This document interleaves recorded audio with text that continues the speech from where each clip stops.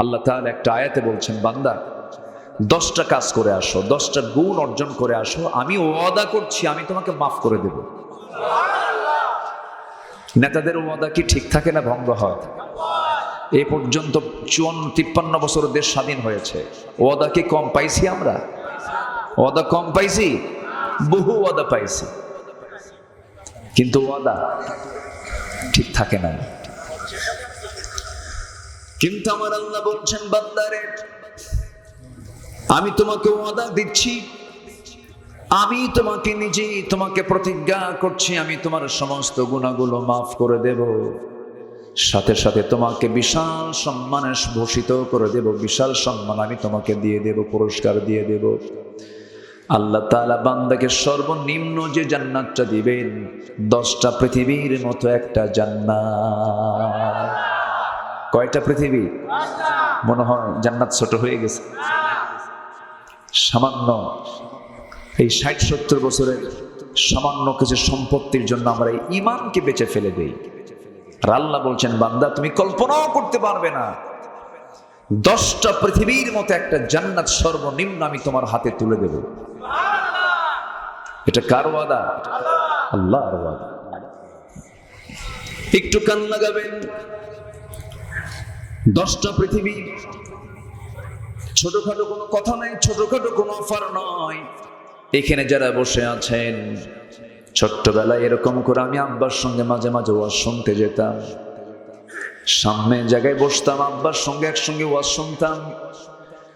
যখন শুনতে পেতাম, যখন হুজুররা ওয়াজ করতেন, বলতেন সর্বনিম্ন জান্নাত হবে 10টা পৃথিবীর মতো একটা জান্নাত, আমার ব্রেন খেলতো না, হুজুর কি কয় এটা? একজন ব্যক্তিকে যদি 10টা পৃথিবীর মতো একটা জান্নাত দিয়ে দেয়, এই যে কোটি কোটি বান্দা, এত জায়গা আল্লাহর কোথায়? কি কথা বলছেন? আমার ছোট মাথা ছিল, এরকম চিন্তা করতাম যে এত জায়গা কই? আব্বাকে প্রশ্ন করতাম, আব্বা না হুজুরের ওয়াজ পছন্দ হলো না, ছোট মানুষ। কিন্তু আমার বন্ধুগণ, আমরা এই ছোট্ট চক্ষু দিয়ে আমরা এই বিশাল আকাশ দেখতে পাই। এই বিশাল আকাশটা আল্লাহ রাব্বুল আলামিন বানিয়ে দিয়েছেন, এই জমিনটা বানিয়ে দিয়েছেন, 7 সাগর বানিয়ে দিয়েছেন, পাহাড় পর্বতমালা বানিয়ে দিয়েছেন, জলরাশি বানিয়ে দিয়েছেন, সুন্দরবন সহ আমাজন সহ কত জঙ্গল বানিয়ে দিয়েছেন। আল্লাহ বলছেন, বান্দার এই পৃথিবীর মূল্য আমার কাছে একটা মাছির পাখার চেয়েও, তাই একটা মাছির পাখার যে মূল্য আছে তার চাইতে মূল্যহীন আমার কাছে এই দুনিয়া। অথচ আমার আপনার কাছে এই দুনিয়া কত মূল্যবান। শুধুমাত্র আমি একটা তথ্য দিই, মূল আলোচনার দিকে যাব, একটা তথ্যের জগতে যাই, ব্রেনকে একটু খাটাই, আমার আল্লাহ কত মহান।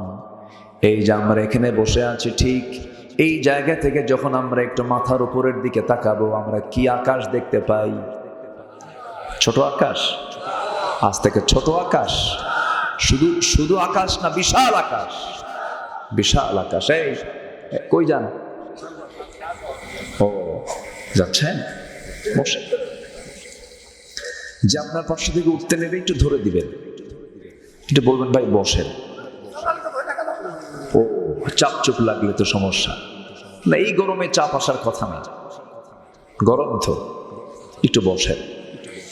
এটা আমার দিকে তাকান। এই আকাশ কি ছোট না বড়? শুধু বড় না, অনেক বড়, অনেক বড়। কেউ কি যেতে পেরেছে আকাশে? কে বলছে না? কেউ কি আকাশে যেতে পেরেছে? একজন এই দুনিয়াতে থেকে একজন গিয়েছেন। তিনি কে?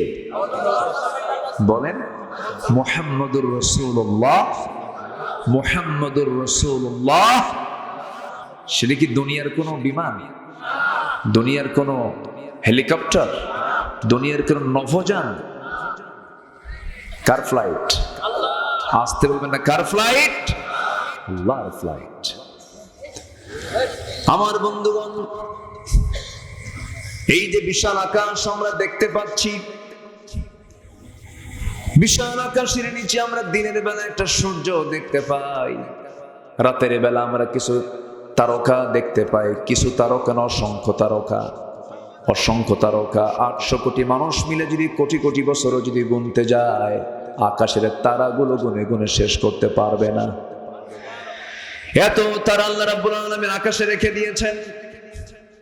একটা সূর্যকে দিয়ে গোটা পৃথিবী আলোকিত করেছেন। ছোট্ট পৃথিবী সূর্যের তুলনায় এই সূর্যের চাইতে, এই পৃথিবীর চাইতে সূর্যটা 13 লক্ষ গুণ বড়। এই 13 লক্ষ গুণ বড় সূর্যটাই পৃথিবীকে আলো দিয়ে যাচ্ছে কোটি কোটি বছর ধরে। সূর্য কিন্তু ডুবে যায় না। এখন আমরা এই জায়গায় রাত অবলোকন করছি, ঠিক আপনি আমেরিকার একজন বন্ধুকে ওয়াশিংটন ডিসিতে বসবাস করে, সে জায়গায় একজন বন্ধুকে ফোন দিবেন, সে বলবে এখন দিনের বেলা 1টা বাজে ওই জায়গায়।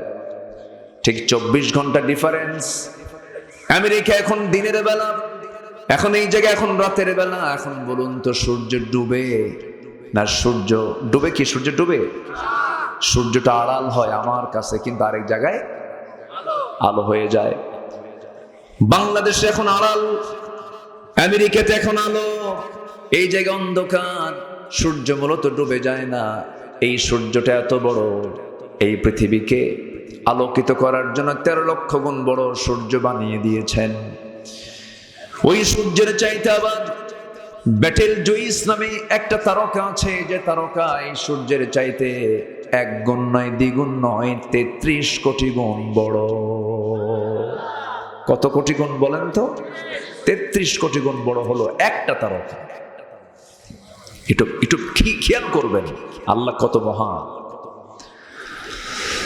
আমার বন্ধুগণ, 1টা 2টা তারকা নয়, মানুষ চাঁদের দেশে গেছি, চাঁদের দেশে গিয়ে সফর করে এসেছে 70 দশকে নীল আর্মস্ট্রংরা। এরপরে মানুষ মঙ্গল গ্রহেও গিয়েছে, কিন্তু মানুষ তো এখনো সূর্যের কাছে তো যাওয়া সম্ভব নয়। মানুষ এখনো তারকার দেশে যেতে পারে নাই। মানুষ যদি চিন্তা করে তারকার দেশ দেখতে যাব, দুনিয়ার কোন যানবাহন দিয়ে সম্ভব হবে না, কপ্টার বিমান দিয়ে সম্ভব হবে না, নভোযান দিয়ে চেষ্টা করা যেতে পারে। পৃথিবীতে এখন লেটেস্ট আবিষ্কার হয়েছে একটা নভোযান, যার নাম হলো অ্যাপোলো 11, যার ঘন্টার গতি হলো 39,000 কিলোমিটার। 1 ঘন্টায় চলে কত হাজার কিলোমিটার বলেন তো? 39,000 কিলোমিটার। 39,000 কিলোমিটার বেগে মানুষ বানিয়েছে এই নভোযানটা। এই নভোযানে চড়ে যদি পৃথিবীর সবচেয়ে নিকটবর্তী তারকার দেশ, একটা তারকা আছে, সেই তারকার নাম হলো প্রক্সিমা সেন্ট্রাই। প্রক্সিমা সেন্ট্রাই নামক পৃথিবীর সবচেয়ে নিকটবর্তী তারকার দেশে যদি যেতে চায়, ঘন্টায় 39,000 কিলোমিটার বেগে, এই তারকার দেশে ওই বান্দার যেতে সময় লেগে যাবে 1,15,000 বছর মাত্র।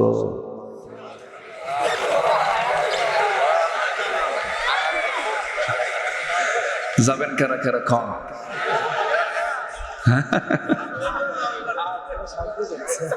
তার কি জায়গা আছে? জান্নাতের জায়গা আছে? আসতে করো, আছে, জান্নাতের জায়গা আছে। একটু চিন্তা করলে চোখে পানি চলে আসে। আল্লাহ আল্লাহ আল্লাহ আল্লাহু আকবার, আল্লাহু আকবার। আল্লাহ সবচেয়ে বড়, তিনি কত মহান তিনি। আমি তো আকাশে গেলামই না। আল্লাহ বলছেন বান্দারে, এত নিকটবর্তী তারকার দেশে তোর আসতে এত সময় লেগে যাবে। এরপরে বিশাল আকাশ, বিশাল মহাশূন্য আছে, এরপরে আকাশ আছে। আল্লাহ বলছেন বান্দারে, আমি তোকে জান্নাত দেব, সর্বনিম্ন জান্নাত হবে 10টা পৃথিবীর মতো একটা জান্নাত আমি তোকে দেব। আমার আল্লাহ তাআলা তিনি অবস্থান করছেন আরশ আজিমে। যা এখান থেকে এক আসমান শুধু নয়, 7টা আসমানের মালিক তিনি। 7 আকাশের উপরে হলো আরশ আজিম। সে আরশ আজিম থেকে তিনি সবকিছু মনিটরিং করেন। কিন্তু আল্লাহ তাআলা, আমরা বরকতময় সময় এখানে বসে আছি, আমরা ভাগ্যবান। আল্লাহ তাআলা বলেন, বান্দারে 12টা যখন বেজে যায়, স্থানীয় সময় 12টা যখন বাজে, সেই সময় আমি দুনিয়ার আকাশে চলে আসি আমি তোকে মাফ করে দেওয়ার জন্য। এখন তিনি কোন আকাশে আছেন? কার জন্য? আজ থেকে কার জন্য বলেন? আমাদের জন্য আছেন। আমাকে মাফ করার জন্য তিনি চলে আসছেন। তাহলে তিনি কি কম আসছেন না বেশি আসছেন? 7 আকাশ থেকে প্রথম আকাশে। সহিহ হাদিসের বর্ণনা, আলা মিন মুস্তাগফিরিন ফাগফির লাহ, কোন ক্ষমা প্রার্থী আছো আমার কাছে ক্ষমা চাবে, আমি তাকে ক্ষমা করে দেব। কোন রিজিক প্রার্থী আছো, রিজিকের সমস্যা, চাকরি হয় না, সন্তান হয় না, আমার কাছে আমি তোমাকে সন্তান দেব, আমি তোমাকে চাকরি দেব। কিন্তু দুঃখে বুকটা ফেটে যায়, এমন বহু বান্দা আছে আল্লাহর কাছে না চায়া বাচ্চা চায়, দরবারে যায়া, আছে না, মাজারে চলে যায়। এগুলো আছে কিনা এলাকায় জানি না, কম, একটু কম আছে। কেউ আমাকে দেবে না, আমাকে দেবেন কে বলেন? আসতে বলবেন, আমাকে দেবেন কে? দেওয়ার মালিক কে? যিনি সূর্যের মালিক তিনি আমাকে দিবেন, যিনি চন্দ্রের মালিক তিনি আমাকে দিবেন, যিনি গোটা প্রাণী জগতের মালিক তিনি আমাকে দিবেন। পৃথিবীর কেউ আমাকে দিতে পারে না। আমার বন্ধুগণ, সেই জন্য আল্লাহ রাব্বুল আলামিন যে পরামর্শগুলো দিয়েছেন সেই পরামর্শ আমার আপনার কাজে লাগবে। আল্লাহ বলছেন 10টা গুণ অর্জন করে আসো, 10টা কাজ করে আসো, কমপ্লিট করে আসো, আমি তোমাকে ক্ষমা করে দেব, আমি তোমাকে জান্নাত দিয়ে দেব, মহা পুরস্কারে পুরস্কৃত করব। এর মধ্যে 1 নম্বর হলো, ইন্নাল মুসলিমিনা ওয়াল মুসলিমাতি ওয়াল মুমিনিনা ওয়াল মুমিনাত ওয়াল কানিতিনা ওয়াল কানিতাতি ওয়াস সাদিকিনা ওয়াস সাদিকাত والصابرين والصابرات والخاشعين والخاشعات والمتصدقين والمتصدقات والصائمين والصائمات والحافظين فروجهم والحافظات والذاكرين الله كثيرا والذاكرات أعد الله لهم مغفرة وأجرا عظيما। জোরে বলুন আল্লাহু আকবার। মা বোনরা কি মাহফিল আছে? আচ্ছা, মানুষ তো চলে যাচ্ছে। হ্যাঁ, কি বলবো, বলার কিছু নেই। না না, আপনি চুপ থাকেন, একটু বসেন, আপনারা একটু মেহেরবানি করে বসেন। সম্মানিত ভাইয়েরা, সম্মানিত বন্ধুগণ, 10টা গুণ আমরা শিখে যাব আজকে। জোরে বলি ইনশাআল্লাহ। 1 নাম্বার হলো, যে মুসলমান এবং যে মুসলমান নারী, মুসলমান না পুরুষ এবং মুসলমান নারী, আল্লাহ তাআলা নারীকে বাদ দিয়েছেন কি? বাদ দেননি। আল্লাহকে মেয়েদের জান্নাত মনে একটু ছোট দিবেন নাকি? মেয়েদের জান্নাত কি ছোট হবে? না, পুরুষেরও যে জান্নাত নারীদেরও সেই জান্নাত। তো আসুন দোয়া করে দিই নাকি? হ্যাঁ, দোয়া করে দেব তো। কি ব্যাপার, ঘটনা কি? বসেন।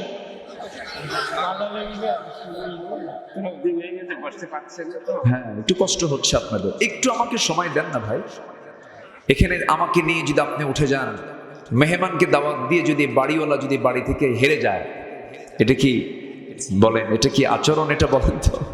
একটু বসেন, একটু দেরি করে উঠেছি আমি, আমাকে উঠানো হয়েছে, একটু বসেন। গ্রামীণ জীবনের হার্ড ওয়ার্কার আপনারা, খুব পরিশ্রমী দেহ, পরিশ্রমী শরীর, বুঝি তো আমি, বেশি কষ্ট আমি দেব না, একটু বসেন, একটু মেহেরবানি করে বসেন। করজোরে মিনতি জানাচ্ছি, আমি সবার কাছে অনুরোধ করছি, একটু মেহেরবানি করে বসেন। সম্মানিত ভাইয়েরা, আমরা যে মুসলমান, আমরা মুসলিম পরিবারে জন্ম নিয়েছি, আমরা বড় ভাগ্যবান, বলি আলহামদুলিল্লাহ। কিন্তু সব মুসলমান পরিবারে জন্ম নেওয়া মুসলমানকে আসলেই মুসলমান? আমার দেশে মুসলিম পরিবারে জন্ম নেওয়া মুসলিম নামের কিছু কলঙ্ক আছে, যারা আবু জেহেলের চেয়েও জঘন্য। আছে না নাই? আছে না? আছে। আমার বন্ধু, মুসলিম পরিবারের জন্ম নিয়ে কিছু মুসলমান সুদও খায়, জেনার কারবারও করে, মিথ্যা রায় দেয়, মিথ্যা মামলা দিয়ে দেয়, মাদকের কারবার গুলো করে। এক হাজি, আমার পরিচয় হয়েছিল, এক হাজি সাহেব, তিনি মাদকের ব্যবসা করেন। বললাম, হাজি সাহেব আপনি হজ করে আসছেন, মাদকের ব্যবসা করেন, ইয়াবার ব্যবসা করেন, এর কারণটা কি? হুজুর আমি তো খাই না, আমি খাওয়াই। আমি খাই না, আমি খাওয়াই। আমি খাইলে তো আমার দোষ হতো, আমি তো খাওয়াই। এমন চিন্তা লালন করে কিছু মুসলমান আমার দেশে বসবাস করে, যারা হোটেল চালায়, সেই হোটেল অবৈধ কর্মকাণ্ডগুলো হয়, জেনার কারবারগুলো হয়, মদের লাইসেন্স নিয়ে নেয়, মদের দোকান দিয়ে দেয়। আবার রমজান মাস যখন চলে আসে, হুজুর কিছু ভাড়া করে, হুজুর কিছু ভাড়া করে বলে, হুজুর আমারে হজে নিয়ে যান, ওমরায় নিয়ে যান। রমজান মাস টোটাল ইবাদত করব, চোখের পানি ফেলে ফেলে কাঁদবো, হুজুরে দোয়া করতে বলে। গোটা রমজান মক্কায় মদিনায় কাটাইয়া দিয়া চোখের পানি ফেলে আল্লাহর কাছে দোয়া করে দেশের মাটিতে আসার পর ঈদের পরের দিন মদ খাইয়া শীত হয়ে পড়ে থাকে। এমন লোক আছে না? নাই। পরিচয় নয়, মুসলমান এগুলোকে বলে না। মুসলমান কাকে বলে? মুসলমান তার একটা কদম যখন ফেলতে যাবে, সেই সময় সে চিন্তা করবে এই জায়গা আল্লাহ তাআলা হালাল বলেছেন না হারাম বলেছেন। এই চিন্তা মাথায় নিয়ে বান্দা চলবে। আমার বন্ধুগণ, এই দুনিয়ার এমন কোনো কাজ নেই যেই কাজে আল্লাহর হুকুমটা নাই। এমন কোনো কাজ নেই, ইসলাম তেমন একটি বিধানের নাম। এই যে আমার হাতের নখ, এই 10টা আঙ্গুলের নখ আল্লাহ তাআলা দিয়েছেন, এই নখগুলো কাটবো কেমনে? এই নখ কাটার বিধানও ইসলামে আছে না নাই? আছে না নাই? আছে। আমার বন্ধুগণ, যে ইসলামে নখ কাটার বিধান থাকে, সেই বিধানে, সেই ইসলামে তো রাষ্ট্রের কোনো বিধান নাই। আসতে বলবেন না, আছে না নাই? আছে। ব্যক্তিগত জীবনে ইসলাম মানবেন, ব্যক্তিগত জীবনে আপনি দিন মানবেন, সমাজ জীবনে, রাষ্ট্র জীবনে আপনি ইসলাম মানবেন না, আপনি ইমানদার হতে পারেন না, আপনি ভণ্ড, আপনি প্রতারক। রাসূলকে খুব মোহাব্বত করে, রাসূলকে মোহাব্বত করে দাড়িতে, রাসূলকে মোহাব্বত করে টুপিতে, রাসূলকে মোহাব্বত করে পোশাকে, কিন্তু রাসূলকে মোহাব্বত করতে চায় না, রাসূলকে আনুগত্য করতে চায় না, রাষ্ট্রে, বিধানে, অর্থনীতিতে মানতে চায় না। এমন লোক আমার দেশে আছে না নাই? আছে। ইসলাম কি শুধু নামাজের নাম? ইসলাম দিয়ে কি রাষ্ট্র চলে না? আসতে, ইসলাম দিয়ে কি রাষ্ট্র চলতে পারে না? ইসলাম দিয়ে রাষ্ট্র চলুক এমন ধরনের লোক আমার দেশে আছে না নাই? আচ্ছা, আবার ইসলাম দিয়ে রাষ্ট্র চলবে না, এটার বিরোধিতা করে এমন মুসলমান আমার দেশে আছে না নাই? আচ্ছা, একটু কান লাগাবেন, কথাগুলো খুব গুরুত্বপূর্ণ, শুধু আপনি শুনছেন না। এই প্রযুক্তির কল্যাণে, এই মিডিয়ার কল্যাণে কোটি কোটি মানুষের কাছে এই কথাগুলো চলে যাচ্ছে। একটু মনোযোগ দিয়ে কথাগুলো শুনবেন। তাহলে ইসলাম মানতে গেলে, ইসলামকে আমরা মানবো আমরা এক জায়গায় না সব জায়গায়? আসতে বলবেন না, এক জায়গায় না সব জায়গায়? সব জায়গায় মানতে হবে। ছোট্ট একটা ইতিহাস আমার মনে পড়লো, একটু মনোযোগ দিয়ে শুনবেন কথাটা। আমি নামাজ পড়লাম, রোজা রাখলাম, সব করলাম, কিন্তু ইসলাম কায়েম হোক, এই কায়েমের সংগ্রামী নীতিকে যদি একটু দূরে রাখি, তার অবস্থা কি হতে পারে, এটা একটু বোঝানোর জন্য একটা প্রেক্ষাপটের দিকে আমি যাচ্ছি। আমার নবীজি 23 বছরের নবুয়তে জিন্দেগির 13 বছর কাটিয়েছেন মক্কায়, আর 10 বছর কোথায়? মদিনায়। এই 10 বছরে রাসূল যুদ্ধ করেছেন 27টি, নিজে নেতৃত্ব দিয়েছেন, এবং 86টা যুদ্ধ তার পরিচালনায় অনুষ্ঠিত হয়েছে। এর মধ্যে বড় একটা অভিযান, সেটা হলো তাবুক অভিযান। কি অভিযান বলেন তো? তাবুক অভিযান, যে অভিযানে আমার রাসূল নিজে গিয়েছেন এবং 30,000 সৈনিক নিয়ে, 30,000 সাহাবী নিয়ে নিজে অংশগ্রহণ করেছেন তাবুকে। কত হাজার বলেন? 30,000। সব সাহাবী কিন্তু চলে গেছেন। আমার নবীজি সেই তাবুক অভিযানে 30,000 সৈন্য নিয়ে লক্ষাধিক রোমান সৈন্যদের বিরুদ্ধে তিনি যখন দাঁড়ালেন, যুদ্ধ হলো না। বিনা যুদ্ধে আমার নবীজি আবার তাবুক থেকে ফিরে আসলেন। তাবুক থেকে যখন মদিনার পানে চলে আসলেন, মদিনায় আসার সঙ্গে সঙ্গেই আমার নবীজি মদিনার মসজিদে বসে গেছেন। একজন সাহাবী কাব বিন মালিক তার নাম, কাব বিন মালিক রাদিয়াল্লাহু তাআলা আনহু নবীর সামনে হাঁটু গেড়ে বসে গেলেন। বসে গেড়ে গিয়ে বলছেন, ইয়া রাসূলুল্লাহ, ইয়া হাবিবাল্লাহ, আমি আপনার কাছে ক্ষমা চাচ্ছি, আপনি আমাকে মাফ করে দিবেন। কি হয়েছে কাব, আমাকে খুলে বলো, তোমার কি প্রবলেম বলো, কি হয়েছে, তুমি কি ভুল করেছো বলো। হুজুর, আপনি তাবুক অভিযানে 30,000 সাহাবীকে নিয়ে চলে গেছেন, সেই যুদ্ধে আমি যেতে পারি নাই, সেই অভিযানে আমি যেতে পারি নাই। কেন যেতে পারো নাই? তিনি বললেন, ইয়া রাসূলুল্লাহ, আমি যেতে পারতাম কিন্তু গড়িমসি করেছি, ইচ্ছা করি আমি যাই নাই, ইচ্ছা করে আমি অংশগ্রহণ করি নাই, আমি যেতে পারতাম। রাসূল সঙ্গে সঙ্গে বললেন, সাহাবী কাব বিন মালিক, আর কে যাও নাই বলো। হুজুর, আমার সঙ্গে আরেকজন যাই না, তার নাম হচ্ছে হেলাল বিন উমাইয়া। আর কে যাও নাই বলো। মুরারা বিন রাবিয়া যায় নাই। আর কে যাও নাই বলো। হুজুর, আমার আর জানা নাই। রাসূল 3 জনের তথ্য নিলেন, এরপরে বললেন, কাব বিন মালিক, আর কোনো কথা আছে নাকি? না হুজুর, কোনো কথা নাই। রাসূল সঙ্গে সঙ্গে বললেন, তুমি এখন আমার সামনে থেকে যেতে পারো। তাকে পাঠায়া দিলেন। আমার নবীজির চেহারা রক্তিম আকার ধারণ করলো। নবীজি খেপে গেলেন, রেগে গেলেন। সঙ্গে সঙ্গে তিনি দাঁড়ায় সাহাবায়ে কেরামকে লক্ষ্য করে বললেন, সাহাবীরা, আমি বিশ্ব নবী মদিনাবাসীকে এই মুহূর্তে আমি একটা ওয়ার্নিং দিয়ে দিলাম।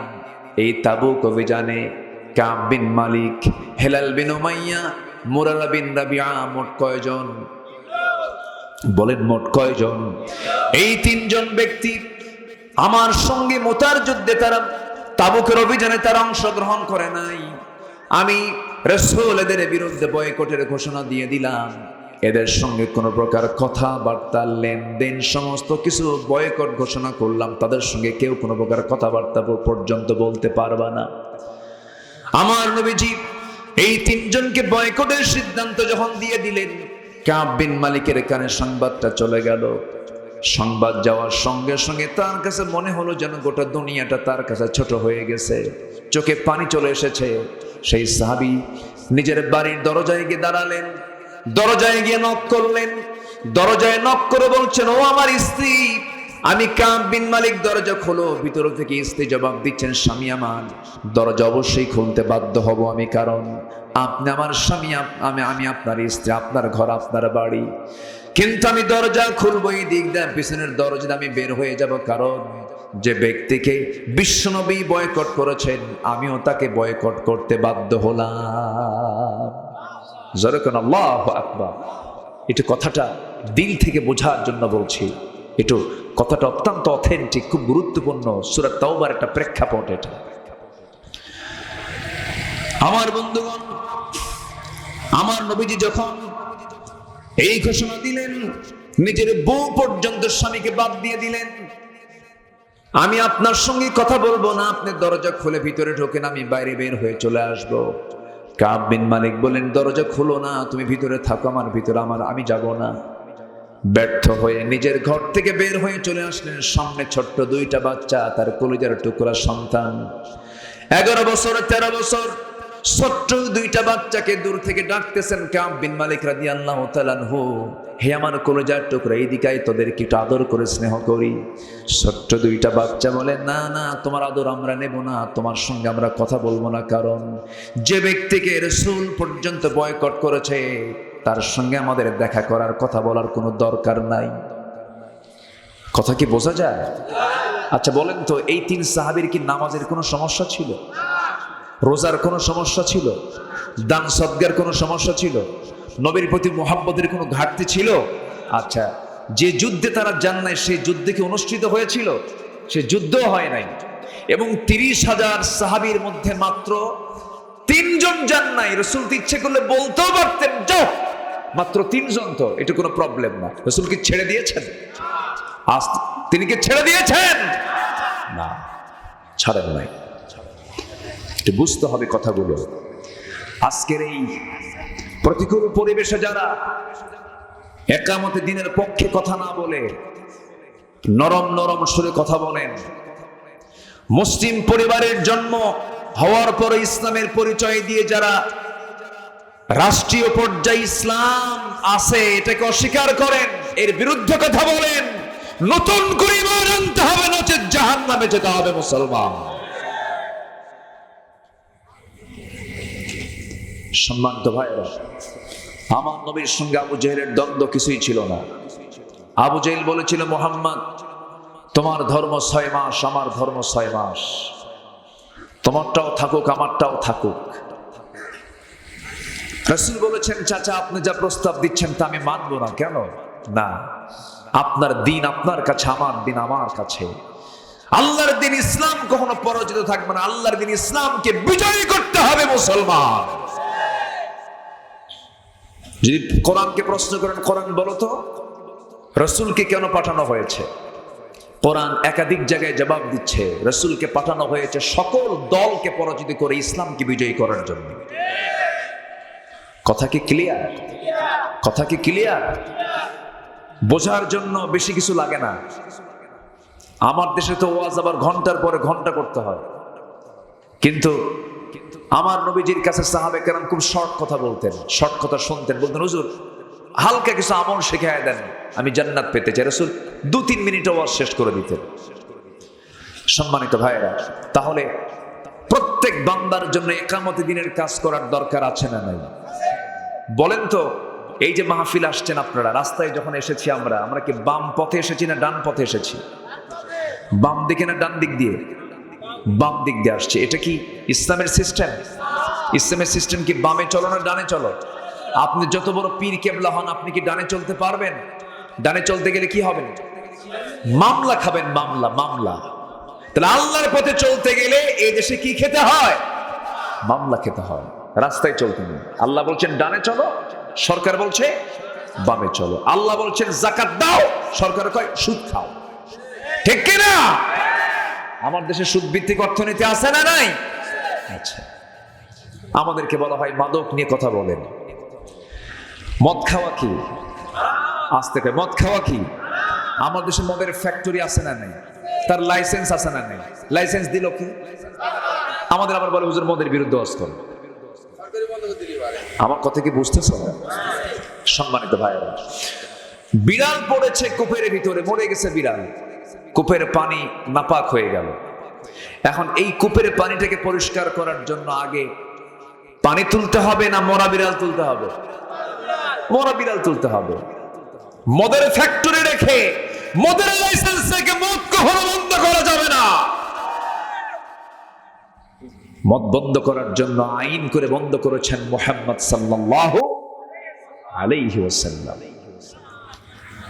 ভাইরে, এখন কথা কিন্তু আমরা শুধু শ্রোতাকে লক্ষ্য করে বলি না, এখন কথা বলি গোটা দুনিয়াবাসীকে সামনে রেখে। প্রযুক্তি তো কথাগুলো সব দুনিয়াবাসীর কাছে চলে যাচ্ছে। একটু কান লাগান। আজকে আমি কেন যেন আমার কাছে মনে হচ্ছে আল্লাহ তাআলা আমার মুখ থেকে যেন সেই হক কথাগুলো বের করে দেন, যেটা এই জাতির জন্য দরকার। আল্লাহ কবুল করেন, জোরে বলে আমিন। এখন ওই 3 সাহাবীর এখন কি দশা হলো শুনবেন না আপনারা? আগ্রহ আছে তো আপনাদের সবার? ওই 3 সাহাবীর কি নামাজের কোনো প্রবলেম ছিল? মুখের দাড়ির কোনো ঘাটতি ছিল? হ্যাঁ, নফল রোজার কোনো ঘাটতি ছিল? সবই তো ছিল, কিন্তু রাসূল তাদের বিরুদ্ধে কি করলেন? কি করলেন? সালাম দিলে উত্তর পর্যন্ত নয়। উত্তর নিবি না কোনো সাহাবী। এই 3 জন কেন যুদ্ধে গেল না? কেন জিহাদে অংশগ্রহণ করলো না? কেন অলসতা করলো? আমার বন্ধুগণ, আল্লাহ তাআলা বলছেন 10টা গুণ অর্জন করে আসো। নাম্বার 1 হলো মুসলমান পুরুষ, মুসলমান নারী। নাম্বার 2 হলো মুমিন পুরুষ, মুমিন নারী। নাম্বার 3 হলো অনুগত পুরুষ, অনুগত নারী। নাম্বার 4 হলো সত্যবাদী পুরুষ, সত্যবাদী নারী। নাম্বার 5 হলো ধৈর্যশীল পুরুষ, ধৈর্যশীল নারী। নাম্বার 6 হলো আল খাশিঈন, বিনীত পুরুষ, বিনীত নারী। নাম্বার 7 হলো আল মুতাসাদ্দিকিন ওয়াল মুতাসাদ্দিকাত, দানশীল পুরুষ এবং দানশীলা নারী। নাম্বার 8 হলো ওয়াস-সাইমিনা ওয়াস-সাইমাত, এবং রোজাদার পুরুষ এবং রোজাদার নারী, রোজাদারিনী নারী। নাম্বার 9 হলো আল হাফিযিনা ফুরুজাহুম ওয়াল হাফিযাত, নিজের লজ্জাস্থানের হেফাজতকারী পুরুষ, হেফাজতকারিনী নারী। নাম্বার 10 হলো আল্লাহর জিকির করনেওয়ালা পুরুষ এবং জিকির করনেওয়ালী নারী। এই 10টা গুণ যে বান্দার মধ্যে অর্জিত হয়ে যাবে, আল্লাহ ওয়াদা করছেন আমি তাকে সমস্ত গুনাহগুলো মাফ করে সম্মানজনক জান্নাত দিয়ে দেব। জোরে বলে সুবহানাল্লাহ। এখন যারা মোটামুটি বসে আছেন, এই শ্রোতাগুলো আর নড়বে না, বলি আলহামদুলিল্লাহ। একটু বসে, আমাকে সময় দিচ্ছেন তো আর কিছুক্ষণ? আচ্ছা, আমার বন্ধু, আমার ভাইরা, মুসলিম হতে হলে, ইমানদার হতে হলে মুসলমানদের জীবনে কত ঘাত প্রতিঘাত আসবে, কত ত্যাগ স্বীকার করতে হবে, কত ত্যাগ স্বীকার সাহাবায়ে কেরাম করেছেন, আম্বিয়ে কেরাম করেছেন। আপনি যে নবীর ইতিহাস ঘাঁটতে যাবেন, সে নবী আক্রান্ত হয়েছেন রাষ্ট্রযন্ত্র কর্তৃক। যে সাহাবীর আপনি ইতিহাস ঘাঁটতে যাবেন, তারা আক্রান্ত হয়েছেন রাষ্ট্রযন্ত্র কর্তৃক। আজকের দুনিয়াতেও যারা হক কথা বলে, তাদের বাড়িতে থাকা হয় না, তাদেরকে থাকতে হয় জেলখানায়। আসতে বলবেন না, জোরে বলেন ঠিক কিনা? জেলখানায় থাকতে থাকতে জীবনটাও চলে গেল। হাসতে হাসতে দুনিয়া থেকে বিদায় নিলেন। তিনি তো বেঁচে গেলেন, আমাদেরকে কাঁদি কাঁদি ভুবন ছেড়ে চলে গেছেন। কিন্তু তিনি যে আন্দোলন, তিনি যে শিক্ষা জাতিকে রেখে দিয়েছেন, সেই শিক্ষা আমাদের গ্রহণ করার দরকার আছে না নাই? আমার বন্ধুগণ, ইমানটাকে ঠিক রাখতে গেলে বাতিলের সঙ্গে কখনো আপোষ চলবে না। কে না জানেন একজন ইমামের সেই নামটা? কে না জানেন? সবচাইতে বড় ইমাম ছিলেন আবু হানিফা রাহমাতুল্লাহ আলাইহি। তার মৃত্যুটা হয়েছে বাড়িতে না জেলখানায়? আসতে বলুন না, বাড়িতে না জেলখানায়? জেলখানায়। তার যুগে বহু হাজার হাজার আলেম ছিল, কারো তেমন ভাগ্য হয় নাই। আবু হানিফার এমন জীবনটা কেন হলো? 8টা বছর তিনি জেল খাটলেন। কয় বছর বলেন? 8টা বছর জেল খাটলেন। বাদশাহ মনসুর নামের একজন জালিম, মুসলিম নামের কলঙ্ক, জালিম শাসক তাকে গ্রেফতার করে ফেললো। তাকে বলে ফেললো, আবু হানিফা, আমি মনসুর, আমি যা বলবো তুমি তার রায় দিবা, আমি তোমাকে চিফ জাস্টিস বানাবো, প্রধান বিচারপতি বানাবো। প্রধান বিচারপতির অফার দেওয়া হলো। আবু হানিফা রাহমাতুল্লাহ আলাইহি বললেন, প্রধান বিচারপতির চেয়ার আমার নেওয়ার কোনো প্রয়োজন নাই, কারণ তোমার মতো জালিমের অনুগত হয়ে এমন শাসকের চেয়ার মক্কার জেলখানায় আটকে রাখলো। মক্কার জেলখানায় আটকে রেখে বলা হলো, খোবায়েব, ইসলাম ছেড়ে দাও, ইসলাম ছেড়ে দাও। খোবায়েব বললেন, ইসলাম গ্রহণ করেছে ছেড়ে দেওয়ার জন্য নয়, আল্লাহর জমিনে দিন কায়েমের সংগ্রাম করতে গিয়ে হাসতে হাসতে জীবন দিব, কিন্তু বাতিল শক্তির কাছে মাথা নত করব না। খোবায়েবকে ধরা হলো। খোবায়েবকে ধরে জেলখানার মধ্যে আটকে রেখে খাবার বন্ধ করে দেওয়া হলো। খাবার বন্ধ করলে হবে কি? খাবার দেন কে? আসতে বলবেন না, খাবার দেন কে? আল্লাহ তো বান্দাকে খাবার দেন। খাবার বন্ধ করে দিলে হবে কি? 4টা মাস 5টা মাস খাবার বন্ধ করে দিয়েছে। যে আল্লাহ মারিয়ামকে জান্নাতের খাবার দুনিয়াতে খাওয়া দিয়েছেন, সে আল্লাহ খোবাবের জন্য জান্নাতের খাবার তার জেলখানায় পাঠায় দিলেন। 4 মাস 5 মাস হয়ে যায়, খোবাবের চেহারা আরো সুন্দর হয়ে যায়। শেষ পর্যন্ত কুরাইশরা দেখলো, খোবাবকে যদি দুনিয়াতে বেঁচে রাখি, এই খোবাবের চিত্র দেখে বহু কুরাইশ, আমাদের বহু লোকজন দিন গ্রহণ করে ফেলবে। শেষ পর্যন্ত সিদ্ধান্ত নিল, খোবাব তুমি কি করবে? বলে, ইসলাম ছাড়বে কিনা, দিন ছাড়বে কিনা? খোবাব বললেন, হাসতে হাসতে জীবন দিয়ে দেব, কিন্তু ইসলাম ছাড়তে পারবো না। শেষ পর্যন্ত চূড়ান্ত পাকাপোক্ত হলো, তাকে শুলে চড়ায় দুনিয়া থেকে বিদায় করবে। বলা হলো, খোবাব তোমার অন্তিম ইচ্ছাটা কি বলো? সঙ্গে সঙ্গে খোবাব বলল, আমার অন্তিম ইচ্ছা দুনিয়ার কারোর সঙ্গে সাক্ষাৎ করা নয়, আমার অন্তিম ইচ্ছা হলো তোমরা যদি আমাকে দয়া করে যদি ওযুর পানি দিয়ে দাও, ওযু বানায় নেব, নামাজে দাঁড়ায় আমি আল্লাহর সঙ্গে একটু কথা বলবো। ওযুর পানি দেওয়া হলো, ওযু বানায় নিলেন, নামাজে দাঁড়ায় গেলেন। প্রথম রাকাত আস্তে আস্তে পড়লেন, দ্বিতীয় রাকাতটা একটু তাড়াহুড়ো করেই পড়লেন, কারণ তিনি মনে মনে চিন্তা করলেন, হয়তো কাফেররা আমার নামাজ লম্বার কারণে মনে করতে পারে খোবাব বুঝি মৃত্যুর ভয়ে নামাজটা লম্বা করছে। নামাজটা তিনি তাড়াতাড়ি করে দ্বিতীয় রাকাত শেষ করলেন। নামাজ শেষ করেই হাত দুইটা উঁচু করে আল্লাহর দরবারে লক্ষ্য করে বলছেন, আয় আল্লাহ তাআলা, আরশের মালিক আল্লাহ, আজকে 4টা মাস ধরে আমাকে জেলখানায় আটকে রেখেছে। আমি জানি না কি হবে, তবে তুমি আল্লাহ আমার নাকের মধ্যে জান্নাতের গন্ধ রেখে দিয়েছো, আমি জান্নাতের ঘ্রাণ পাচ্ছি। আমি আজকে 4টা মাস আমার প্রাণের চেয়েও প্রিয় আমার কলিজার টুকরা রাসূলকে দেখতে পাই না। আমি যদি দুনিয়া থেকে বিদায় হয়ে যাই, আমার বিদায় সালামটা তুমি আল্লাহ আমার নবীর দরবারে পৌঁছায়া দিও। এই কথা বললেন, পরিবারের মায়া ত্যাগ করলেন, কারোর সঙ্গে সাক্ষাৎ করলেন না, ওযু বানালেন, নামাজ শেষ করলেন, চক্ষু খুলেই দৌড় মারলেন তিনি সেই ফাঁসি কাস্টের দিকে, শুলের চরণের সেই মাঠের দিকে তিনি দৌড় মারলেন। পেছন দিকে সবাই বলে, তুমি কি পাগল হয়ে গেছো নাকি, মানুষকে মরার জন্য দৌড়ায় নাকি? খোবায়েব বলছেন, ও কুরাইশরা, আমি তো মরার জন্য দৌড়াই না, আল্লাহ আমার জন্য 8টা জান্নাতের দরজা খুলে রেখেছেন, আমি তার দিকে দৌড়াই। জোরে কোন সুবহানাল্লাহ। দৌড়ায় দৌড়ায় চলে গেলেন। কুরাইশরা তার হাত বেঁধে ফেললো, পা দুটো বেঁধে ফেললো। এমন সময় বলে ফেললো, খোবায়েব এখনো সময় আছে, তুমি কি করবে বলো।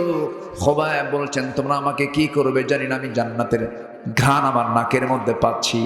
এমন সময় একজন হেয় প্রতিপন্ন করে রাসূলকে নিয়ে একটা কটু কথা বলে ফেললো। বলল, খোবায়েব, তোমার এই জায়গায় যদি তোমাকে শুলে না চড়ায়, মোহাম্মদকে যদি এই জায়গায় শুলে চড়াতে পারতাম কতই না ভালো হতো।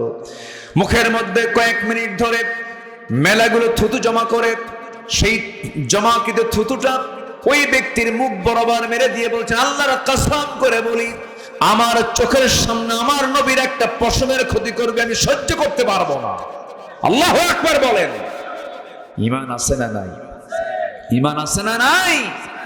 আমার দেশে এই বিগত কয়েক বছরে একাধিক নয়, কয়েক ডজন খানেক নাস্তিক রাসূলকে নিয়ে বাজে কথা বলেছে, ইসলামকে নিয়ে কটু কথা বলেছে। পশ্চিমা নাসরের কিছু উত্তরসূরি আমার দেশে আছে না নাই? বাজে কথা বলেছে, বাজে উক্তি করেছে, আজ পর্যন্ত একটারও কোনো শাস্তি হয়নি। আজকে যদি খোবায়েবের মতো যদি আমরা প্রত্যেকের অবস্থান থেকে যদি শক্ত অবস্থানে যেতাম, কোন নাস্তিকের বাচ্চা বুক উঁচু করে আমার জমিনে কথা বলতে পারতো না। ওই সমস্ত নাস্তিকের বাচ্চাদেরকে উচিত ছিল প্রকাশ্যে দিবালোকে ধরে ফাঁসির মঞ্চে ঝুলে মেরে রক্ত মাংস হাড় হাড্ডিকে কুত্তা বিলাইয়ের জন্য বরাদ্দ করা দরকার ছিল। কিন্তু আজকে মুসলমান আমার দেশের নির্বাক, নিশ্চুপ, কোনো কথা বলি না। একটা বসায় আমার চরম ভয় হয়, আল্লাহ যেন আমাদের কাউকে যেন মুনাফিকের কাতারে শামিল না করেন। জোরে বলি আল্লাহুম্মা আমিন। আমাদের কাজ করার দরকার আছে না নাই? আমাদের ইমানের মেহনত করার দরকার আছে না নাই? আচ্ছা, শেখ খোবায়েব রাদিয়াল্লাহু তাআলা আনহু যখন এই কথা বলে ফেলেছেন, এক কাফের এসে তার ডান হাতে এক তরবারি আঘাত করেছে, ডান হাতটা ছিটকে পড়ে গেল। খোবায়েব মুস্কি মুস্কি হাসি মারলেন, বাম হাতে আঘাত করলো, চিৎকার মেরে মেরে হাসি দিচ্ছেন, আওয়াজ দিয়ে দিয়ে হাসতেছেন। সবাই বলে, খোবায়েব তুমি কি পাগল হয়েছো নাকি? তোমার একটা করে অঙ্গহানি হয় আর তুমি মুস্কি মুস্কি হাসি মারো। খোবায়েব বলছেন, তোমার আমার একটা করে অঙ্গহানি করে দেয়, আর আল্লাহ তাআলা আমার জান্নাতের হুরগুলো একটা একটা করে আমাকে দেখায়া দেখায়া দেন। শেষ পর্যন্ত একজন কাফির শিখ নেশা তরবারি দিয়া বুক বরাবর যখন আঘাত আনলো, বুক দিয়ে ঢুকে পিঠ দিয়ে বের হয়ে গেল। খোবায়েব দুনিয়া থেকে বিদায় নিয়ে নিলেন। গোটা দুনিয়াবাসীকে বুঝাইয়া দিলেন, ও দুনিয়ার মুসলমান, ইমান থেকে টিকে রাখতে গিয়ে হাসতে হাসতে এমনই করে দুনিয়া থেকে বিদায় হতে হয়। ওইদিকে আমার নবীজি মদিনার মসজিদে সাহাবায়ে কেরামকে আলোচনা করছিলেন। সেই জায়গায় তিনি হঠাৎ করে আলোচনা বন্ধ করে তিনি মসজিদে নববীতে দাঁড়ায় গেলেন, হাত উঁচু করে বলছেন, সালামুন আলাইকা ইয়া খোবায়েব, সালামুন আলাইকা ইয়া খোবায়েব। হে খোবায়েব তোমাকে সালাম, হে খোবায়েব তোমাকে সালাম। সঙ্গে সঙ্গে সাহাবীরা বলছেন, ইয়া রাসূলুল্লাহ, আমাদের সেই হেরে যাওয়া ভাই খোবাবকে আমরা কয় মাস যাবৎ দেখি না, খোবাবকে আপনি সালাম দিচ্ছেন কেন, কি হয়েছে? রাসূল বলেন, সাহাবীরা রে, আমার খোবাব এখন দুনিয়াতে আর নাই, আমি আমার নবুয়তি চোখে দেখতে পেতেছি, আমার খোবাব জান্নাতের পাখি হয়ে জান্নাতের মধ্যে উড়ে বেড়াতেছে। আমার বন্ধুগণ, এই দুনিয়া ছেড়ে আমিও চলে যাব, আপনিও চলে যাবেন, কেউ তো বাঁচার জন্য আসি নাই। এই জন্য দুনিয়া থেকে যেহেতু বিদায় হতেই হবে, এমন কিছু গুণ আমরা অর্জন করব। মিথ্যা সাক্ষী দেব না, সত্যবাদীদের সঙ্গে থাকব। মিথ্যা দল করব না, সত্যের দল করব। দল করতে হবে কার দল? আসতে বলবেন না, কার দল? দল করতে হবে আল্লাহর। নেতা মানতে হবে একজন ব্যক্তিকে, তিনি হচ্ছেন মুহাম্মদ সাল্লাল্লাহু আলাইহি ওয়াসাল্লামকে। আমার বন্ধুগণ, সংবিধান কোনটাই মানা যাবে না কি ছাড়া? আসতে বলবেন না, কি ছাড়া? রব কাউকে মানা যাবে না কে ছাড়া? আমার রবকে। আসতে বলবেন, আমার রবকে। আমার নেতা মুহাম্মদ সাল্লাল্লাহু আলাইহি ওয়াসাল্লাম। আমার দলের নাম কি? আরো জোরে, আরো জোরে। আমার সংবিধানের নাম কি? কোরআন। তাহলে আল্লাহ আমার রব, রাসূল হচ্ছেন আমার নেতা, ইসলাম হচ্ছে আমার দলের নাম, কোরআন হচ্ছে আমার আইন, আমার সংবিধানের নাম। এই চার কথার ভিতরে যে ব্যক্তি এসে নখ ঢুকাবে, এই চার কথার মধ্যে যে এসে আঙ্গুল ঢুকাবে, যে কথা বললে আমরা তাদের জিহ্বা টেনে ছিঁড়ব, রাজি আছেন কারা কারা? হাত উঁচু করে দেখান মুসলমান।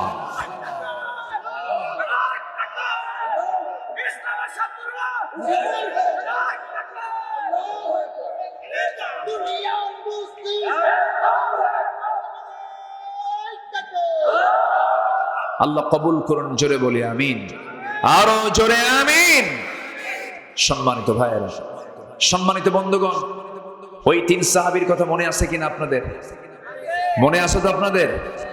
তিন সাহাবীকে বয়কট করেছেন মুহাম্মদ সাল্লাল্লাহু আলাইহি ওয়াসাল্লাম। 30,000-এর মধ্যে কয়জন যায় নাই? 3 জন। তাদের কি নামাজের কোনো অভাব ছিল? তাদের কি দান সদকার কোনো অভাব ছিল? এরপর রাসূল তাদেরকে বয়কট করেছেন শুধুমাত্র জিহাদে অংশগ্রহণ না করার কারণে, একামতের দিনকে একটু অবহেলা করার কারণে, একটু গড়িমসি করার কারণে আমার নবীজি তাদেরকে বয়কট করলেন। হেলাল বিন উমাইয়া 2 নম্বর সাহাবী, যিনি, তার বয়স হলো 70 বছর। আমার নবীর চাইতে বয়সে কম না বেশি? বেশি। 70 বছর। আমার নবী বেঁচে ছিলেন কত বছর?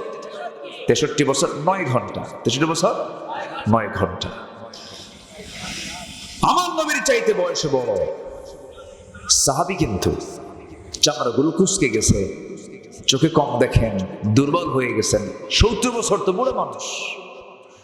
রাসূল বলেন তাকেও বয়কট। ওনার কানে যখন সংবাদটা গেছে, আহারে, হেলাল বিন উমাইয়া শুধুমাত্র শুনেছেন রাসূল থেকে বয়কট করেছেন। ঘরের মধ্যে তিনি খুঁজতে লাগলেন কোথায় রশি আছে। রশি হাতের মধ্যে নিলেন, রশিটা হাতের মধ্যে নিয়ে সোজা মসজিদে নববীতে চলে আসেন, মসজিদের সামনে দাঁড়ালেন, একটা খুঁটিতে দড়িটা বাঁধলেন। সেই দড়িটা বেঁধে স্বেচ্ছায় তার নিজের হাতে ওই দড়িটা লাগায় দেন, বেঁধে ফেললেন। বেঁধে ফেলে বলছেন, হেলাল রে, তোর চাইতে বড় কপাল এই দুনিয়া তার কে আছে? যে লোকটার বিরুদ্ধে আল্লাহ রাসূল পর্যন্ত বয়কটের ডাক দিয়েছে, এই জীবন রাখবো না। ও হেলাল, তোর চাইতে অধম মানুষ এই দুনিয়া তার কেউ নাই। মসজিদে আজান দিয়ে দেয়, বেলাল আজান দেন, সাহাবীরা মসজিদের সামনে দিয়ে আসে, মসজিদে ঢোকে। হেলাল বিন উমাইয়া বারবার সালাম দেন, কিন্তু কোন সাহাবী সালামের জবাব দেন না। চোখের পানিতে পানিতে হেলাল বিন উমাইয়া অস্থির হয়ে গেলেন। তাফসীর এসেছে, দীর্ঘদিন দুটো হাত বেঁধে রাখার কারণে হাতে পর্যন্ত ঘা হয়ে গিয়েছিল। হেলাল বিন উমাইয়ার চোখের পানি সব কার কাছে কাঁদতেছেন? আল্লাহর কাছে কাঁদতেছেন। কাব বিন মালিক সেজদায় পড়ে পড়ে কাঁদেন।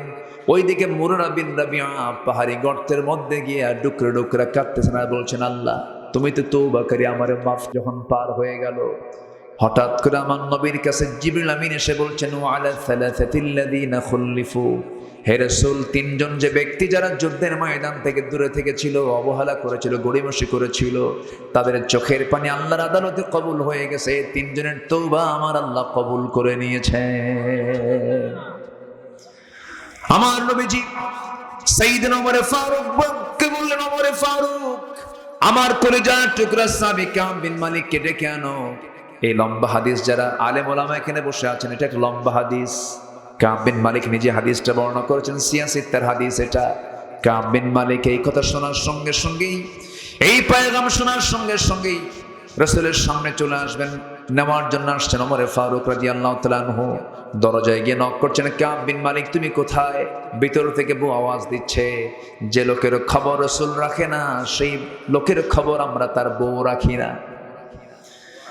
শেষ পর্যন্ত কাব বিন মালিক কি সাইয়েদনা ওমর ফারুক ধরে নিয়ে এসে নবীর সামনে যখন হাজির করলেন, আমার নবীর আনন্দটা দেখে কে রাসূল বুকের সঙ্গে আলিঙ্গন করে জড়িয়ে ধরে বলছেন, কাব রে, আমি তোরে মাফ করে নেই, কিন্তু আল্লাহ তোরে মাফ করেছেন, তোর তওবা কবুল করে নিয়েছেন। এখান থেকে একটা বিষয় বের করার জন্য আমি আলোচনাটার এই বিষয়টা, আমি ইতিহাসটা আমি টেনেছি।